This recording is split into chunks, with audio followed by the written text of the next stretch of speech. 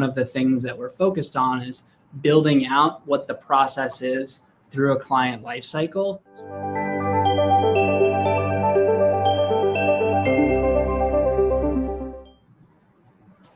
Hey everyone, it's John Adams. Welcome back to the Process Lab, the show where we tackle common business process problems and insight for operational excellence. Today in the show, we'll be discussing scalability and quality in the marketing context. We are very fortunate to be joined by Kyle Hebenstreit. Kyle, welcome to the show. Thank you for having me. Good to be here. Why don't you tell the audience a little bit about yourself and welcome you to the Process Lab. Yes. So I am the CEO of PMP Marketing Group. We are a full service marketing company that caters to law firms across North America, from advertising agency services to web development, design, and SEO services. Prior to working with PMP, I started early in my career in the film and entertainment industry at a large film co-financing and production company.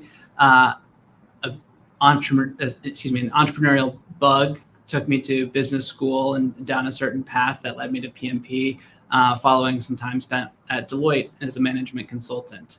PMP has been a business for almost 20 years. My involvement is relatively new. I came on board with some partners acquiring PMP in early 2022, having seen a vision for what PMP could be in the future and believing that with the right sort of investment in the core infrastructure, we could build something even greater than what has been, while preserving the legacy along the way. And what's that vision? Or what when we looked at the business and we get into this, what about it specifically made you think about all of this? Yeah, absolutely. So in terms of our core business, we focus on marketing and advertising solutions. That landscape is evolving rapidly. And so how we stay up to date and effective in terms of the platforms and strategies we employ on behalf of our clients, I saw that there was opportunity to improve that and grow our core business by offering more of these types of services to more clients across the country. I also noticed that in the legal vertical, and specifically with a lot of consumer-facing law firms like personal injury and others, there's a lot of changes going on in terms of the macroeconomic trend of more law firms marketing as a differentiator because their services are seen as commoditized in a lot of respects. There's also legislation changes that creates a different dynamic in terms of the funding environment of how firms are invested in through institutional capital. So there's a handful of sort of macroeconomic concepts that led me to believe that there was opportunity with PMP and its core business. I also believe that like other professions, lawyers are focused on practicing law, and that's their functional area of expertise. It just so happens that when they're good at it and they want to be more successful, they become stewards of small to medium-sized businesses, which is a different competency that sometimes lawyers struggle with. And so I think that there's opportunity for PMP to offer services beyond just core marketing services to law firms to help them operate their businesses more effectively and more efficiently. And so I see PMP being an sort of outsourced front of office partner for a large number of law firms across North America in the future. Excellent. So what's a particular challenge that you've been focused on? Sure. So PMP's had a strong legacy for many years. But if you think about sort of company phases of growth, there are typically different tiers where things break down and you need to reinvest in the infrastructure and processes and teams and reconfigure to scale to the next phase of growth. While PMP has been very successful, I believe that as I came in, we were at sort of the upper tier of that sort of initial phase of growth, and we needed to do some things from a people, process, and technology standpoint to unlock the opportunities in the next phase of growth to achieve that vision that I described. So inheriting a business that had been run one way for a long time, many sort of bespoke arrangements with clients, many sort of manual processes, a lot of institutional knowledge residing in a couple key people. One of the challenges I knew I needed to solve coming into this business, and we've been hard at work solving for, is how do we create the right systems for scalability? So how do we create knowledge sharing mechanisms to democratize and sort of decentralize certain institutional knowledge and educate broader members of the team to get more out of the team? How do we create sort of uniform processes so that there's consistency and quality control in various parts of our business? And how can we leverage technology to make sure there's transparency of operations across the business, so that we're not necessarily operating in silos, but we're operating with the right type of information at the right type of time, depending on sort of the functional area in which you sit in the business. So broadly speaking, a big challenge has been, how do we make the right investments in people, process, and technology to create that level of infrastructure that allows us to take a very successful sort of, for lack of a better term, mom and pop type of business and scale it into a more successful company. What are some of the symptoms of maybe a company doesn't realize they're at this point? What are some of the symptoms typically for a company that gets to that point where they do need to make this next iteration that you were speaking of, but maybe they don't realize it? So a lot of times it resides at sort of the leadership layer. If you are the owner or sort of CEO, I think you find yourself reacting. Your schedule is very full with a wide variety of different activities. People come to you with problems to solve, as opposed to get your approval for recommendations of solutions they want to pursue already. I think there's probably also a lot of putting out of fires in a bespoke manner. I think there's a lot of repeating yourself in terms of direction that you provide certain people in a company. Ways that you can sort of institutionally capture some of this and get feedback throughout the organization, and employee engagement surveys, and trying to ask the right questions to sort of highlight those symptoms. But ultimately, once you sense those things coming along, there's a conscious decision to be made that you need to coach up as a business leader the people around you, but you also need to let go of some of the things that are so precious to you, and trust that the team will get it done. And even though it may not look exactly the way that you would have done it, that's okay. And maybe even sometimes better. So I think these are some of the symptoms or characteristics of a business at that stage that's starting to see sort of the wheels on the cart kind of shake a little bit, that takes some additional time and energy and attention. It's an area that a lot of times the big challenge is the person who has to let go doesn't really have a good vision of what life would be like after this. Mm-hmm. And they don't like that. Like there's not something they're trying to get to. Not wanting to deal with problems, but they basically want the world to stay the same. Yeah. Has that been a challenge at all, or? Certainly. When we think about people in certain roles, it's the sort of framework of, do they get what the role or the function should be?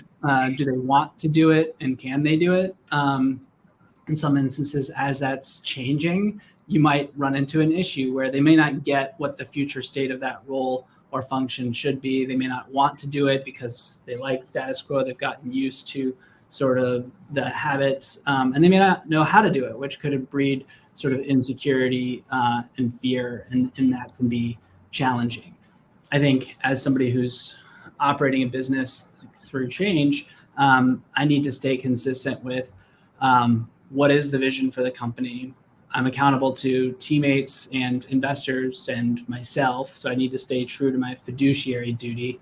And I have my own personal values. We've got company values, as a lot of companies do, that are slightly different than my own personal values. And so I have to make decisions that can be sometimes tough, consistent with acknowledgement of what's best for the stakeholders and what's consistent with my values, and stay true to that. So if that means that we have to make a change with respect to someone's job description or where they fit into the organization, we can't be too precious about being objective about making that decision.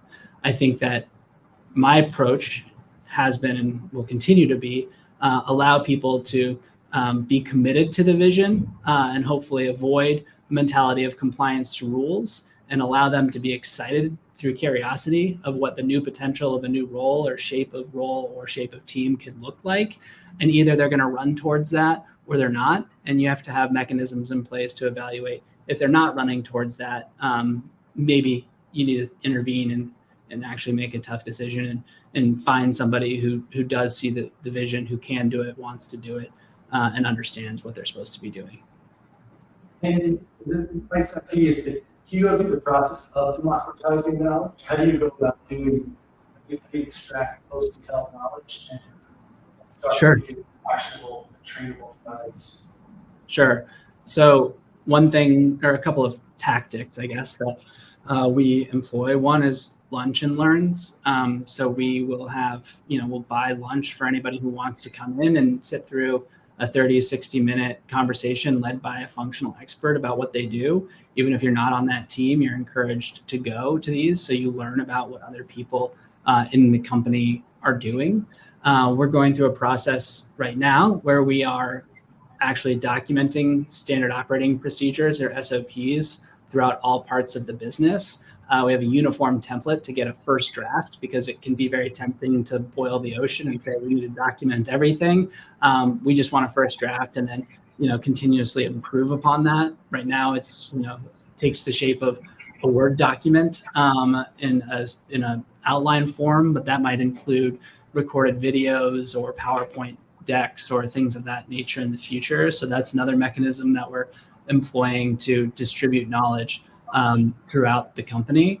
I think also, you want to be mindful of not having too many meetings, but certainly a logical cadence of meetings within certain teams, within departments, company-wide, creates an opportunity to share that information more broadly. We have all hands meetings once per month, and we'll talk through financial performance of the company, as well as a couple of high priority strategic items, so that people have an overall understanding of the business context. We have daily stand-ups in certain teams where they're meeting for 15 minutes every morning, and in one-on-ones with executive team members on a frequent basis. So whatever makes sense within the context of the team and the business, and being diligent about creating agendas that are focused on output and action. Status updates are certainly important and help educate, but you really want to align around what comes next. So handful of things that we focus on to improve knowledge sharing throughout the company. The exercise, are you also optimizing, or does that fall into the boiling the ocean? Yeah, well, we do want to optimize. Obviously, I think it's a little bit of an it depends answer. It depends on sort of the priority of the process that we're focusing on. It depends on the as an extension of that, the urgency. It also extends to the complexity of that process. So ultimately, it depends. If it is a high priority process that is important, maybe not urgent, and is highly complex, you're going to want to break that down into phases. So as I mentioned earlier, we don't necessarily need a fully prescriptive engineered process for each thing we do here. So let's just get a couple bullet points down, and that's a great starting point. And then we can lean in to do the next phase of effort. So it's really, how do you take a big concept and break it down into its component parts and tackle those component parts. How do you measure the relative priority of a given process that you're looking at or function? Sure. So what we'll do is we'll meet on a quarterly basis as a leadership team, where we are evaluating our overall strategic initiatives and project to the strategic initiatives. From those strategic initiatives come rocks or objectives. And so we will talk through individual rocks or objectives, which are kind of 90-day project plans. And then once per year, we'll do a full-on strategic planning process to inform those initiatives and the subsequent rocks that come off from that. It's the EOS is the entrepreneurial operating system, which is not like novel to us, but is something that we tend to practice here. And so from that, it's a matter of what are we trying to do in the next 3 years and next 1 year, and then working back from there, what are the biggest pain points or obstacles that we face as a business to achieve, this year's outcome? Is it sales and marketing related? Is it, our advertising capability? Is it technology related? We also want to be mindful of dependencies. So if there is a pain point that needs to be solved that's dependent on something else existing prior to, that's another way of thinking about prioritization. One such example for us is in our web services division, we created highly custom websites that were idiosyncratic on the back end, but on the front end, with some level of personalization, we're all ultimately similar looks and feels and structures. So in order to sort of scale that and also make sure that we were effective at maintaining it and keeping them secure and up to date with modern technology, we realized that instead of fixing this process or hiring more people, we really had a technology issue.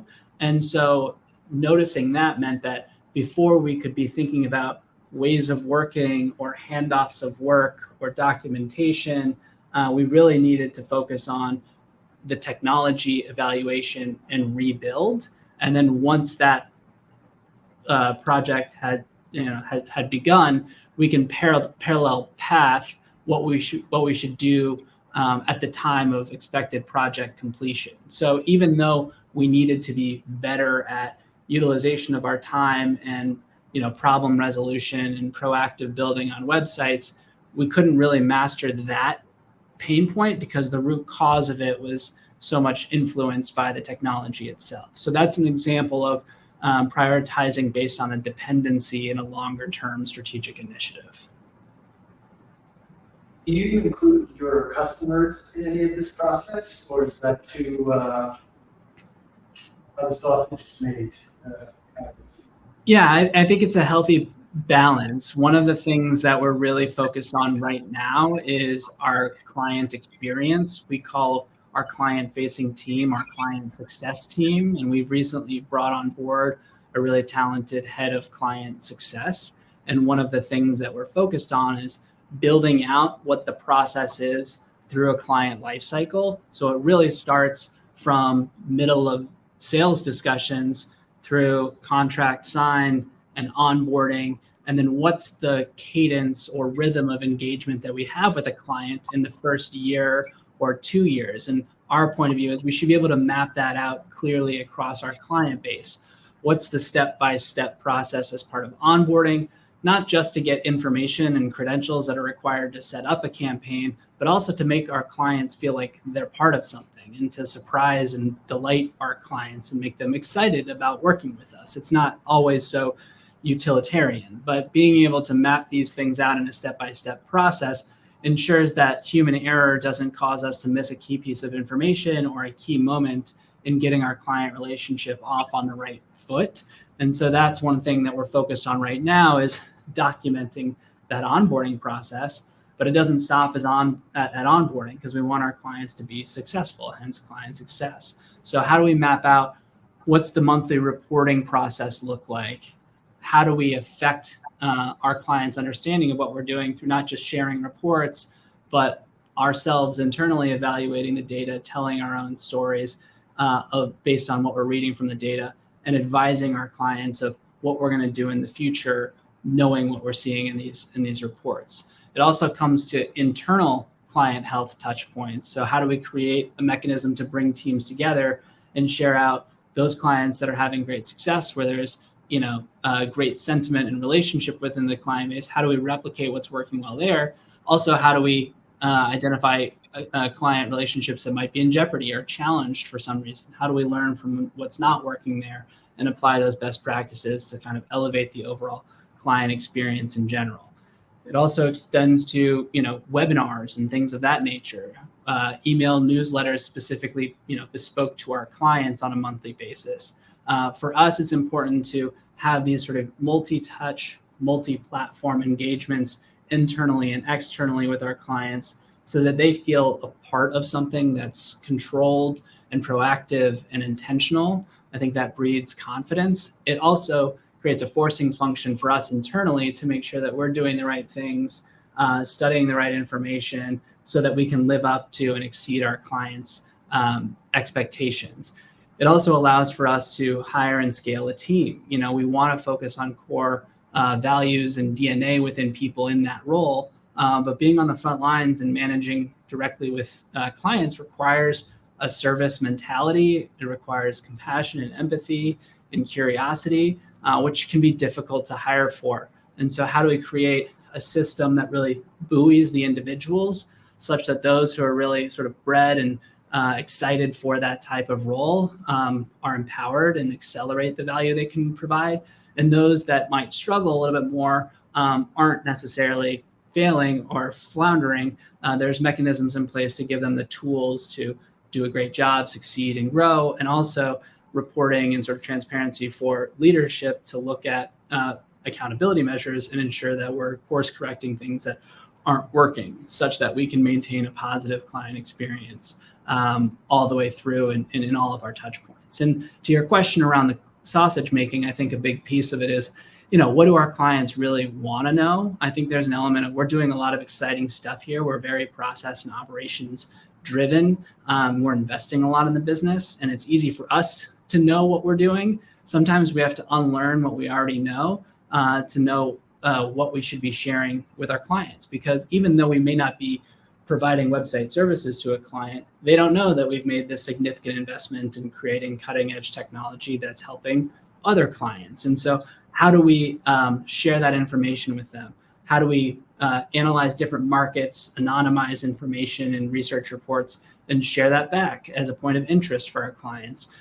So there's things that we take into account in terms of what is it about what we're doing internally that our clients would benefit from knowing, and we want to bring them in to the extent it is logical based on their level of interest and what we do for them. So as we come toward the end of the show, maybe we can give an example of a big win that you've had going through this process. Sure. I'll tell you that we have gone through something recently where on the content on our website, we generate blog posts that are SEO enriched on behalf of our clients. We do that on a regular basis. As you know, with anybody, that AI has been a major force in terms of a lot of tools that we use and capabilities that we have, but certainly content writing. There's ways that you can use AI to completely fill that job, but the value may dissipate because AI is not necessarily as good as our content writers.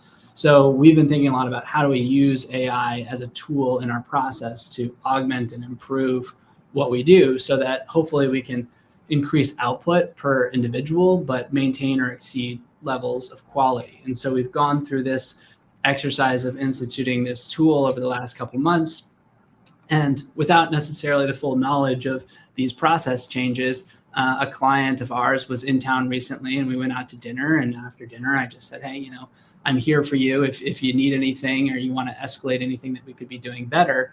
And he mentioned that, I don't know what you're doing, but the content on our site has gotten a lot better in the last couple of months. And the team is doing a fantastic job. And he's like, and I'm a tough customer. So without knowing that we had taken these steps to incorporate AI tools to improve our overall process, we were more efficient internally, but also the quality of our output was such that he felt compelled to give us that feedback. So that's a win that I feel excited about. And, we've got work to do to replicate that across our other clients and make sure they all feel that way. But that was an early sign that, we're on to something right here. So I'm excited about that.